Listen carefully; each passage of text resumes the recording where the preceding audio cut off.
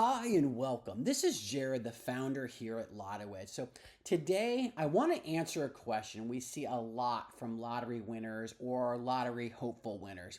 And that is, how much will I pay in taxes if I win the lottery? So let me start off this video by saying this is not financial advice because every state varies and everyone's unique tax situation is different. This is just going to be general guidelines. So make sure you still consult your tax preparer or accountant to help with your situation.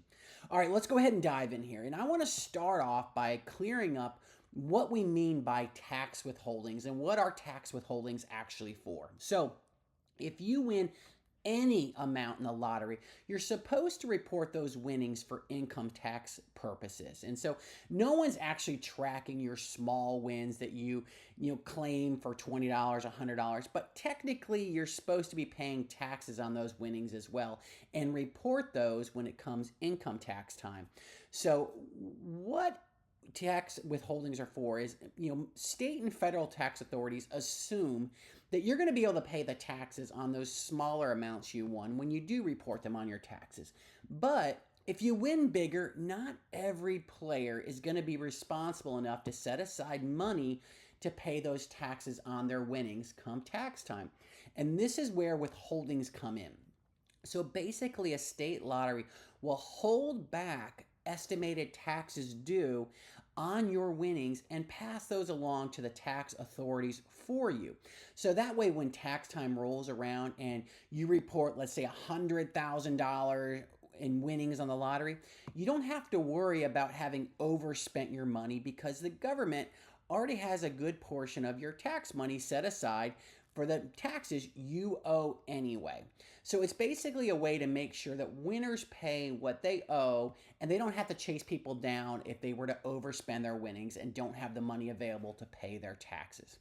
All right, so how much are these actual tax withholdings? So for many states, they rely on the federal income tax guidelines for withholding purposes. And if we take a look at the IRS and we look at they actually have a section related to lotteries and how much to be withheld. And what this tells us is for income tax purposes, they want state lotteries to withhold taxes on any amount over $500, and that's net amount. And what they mean by that is let's say you won $5,010, but the ticket cost you $50.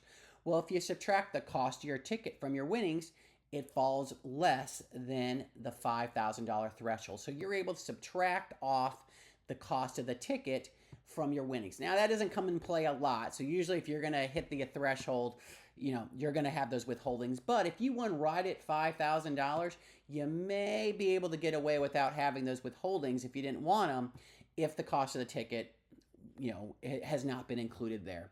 So one other thing to note is you have to be able to prove that you are a citizen and you have, let's say, a social security number. So if for some reason you aren't able to provide some type of documentation like that, they actually have to withhold more money. And so if in that case, any amounts of $600 or more, they have to hold withholdings on those as well. So as long as you can provide your social security number and prove you're a citizen, that won't kick in until you win more than $5,000.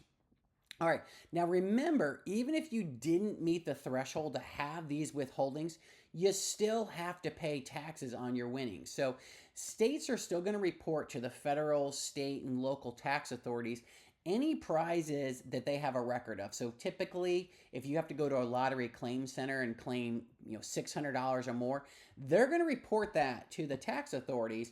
And so when tax time comes around, you still have to report that on your income taxes and still pay taxes on it. It just means they didn't withhold some of that money back to pay the taxes on behalf of you. You're going to have to pony up that money come tax time. So again, keep in mind, smaller prizes that you claim at a lottery retailer technically should be claimed on your taxes, but no one's tracking that. So it's purely your responsibility to report those winnings.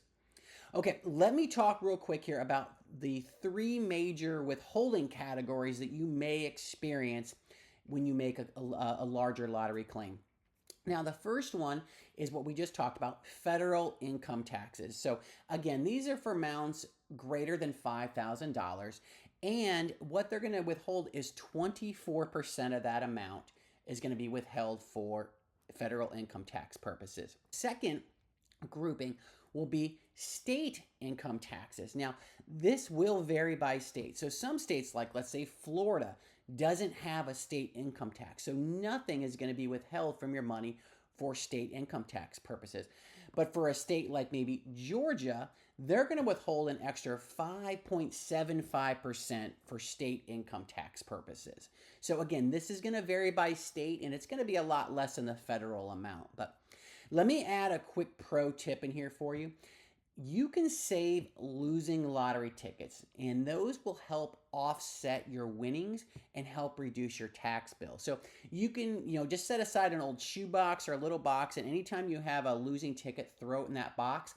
And if for some reason you have a larger claim that comes in, you can potentially offset some of that winnings with these losses that you have, and your documentation is these losing tickets, because you don't get a receipt when you buy a lottery ticket, so you need to have those extra tickets.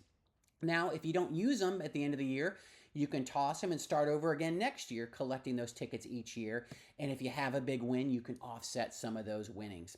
And you can claim up to the amount of your winnings, but you can't claim more. So if you had more losses on your tickets than you did in winnings, you're out of luck. You only can claim up to the amount of your winnings. So the third bucket I just want to mention real quick, where you may have a withholding on, is some states, if you have, let's say you owe back taxes or back child support, and again, this will vary by state, but they may withhold some money for those. Now, this does not impact most people that probably don't have these withholdings that would come into play, but it's just something to note. If you did have any type of back withholdings, it's a great chance to use your winnings to pay off those debts that you have.